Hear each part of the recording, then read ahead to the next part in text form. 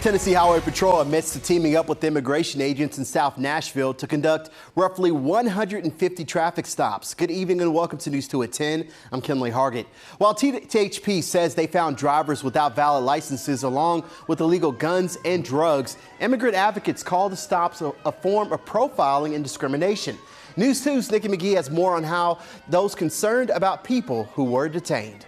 Dozens gathered outside of a listed ICE field office Sunday following roughly 150 traffic stops. Immigration advocates say we're focused in South Nashville. Tensions rose as not one or two, but 3 charter buses left the lot throughout the day. Unsure if those buses contained their loved ones or where it was going. They deserve the right to know where their loved ones are going. Some grew even more frustrated as officers remained silent. You work for us. You need to give us answers. If he was to go missing tomorrow, his family has the right to know where he's going and where he ended up at.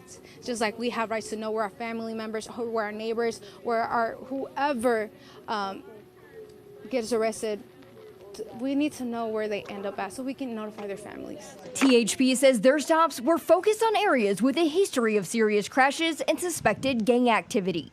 Yet immigration advocates called the stops in South Nashville racial profiling in an area with a vibrant immigration population. They remained outside the ICE office Sunday as some of those reportedly detained were released.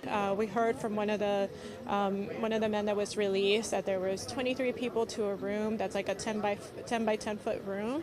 They have a toilet in the corner, that they didn't receive any food, any water, the air conditioning wasn't on, so it's just very inhumane conditions. They told us that they're shackling people at the ankles, around their stomach, and in their wrists. Meanwhile, one officer outside the facility smoked a cigar.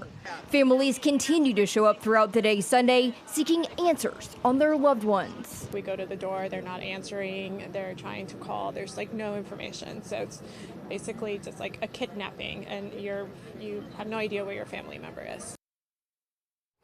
Now, we did reach out to Metro Nashville police, who say they were not part of this operation. There is a resource line for anyone looking for legal information or help. You can find that number on your screen.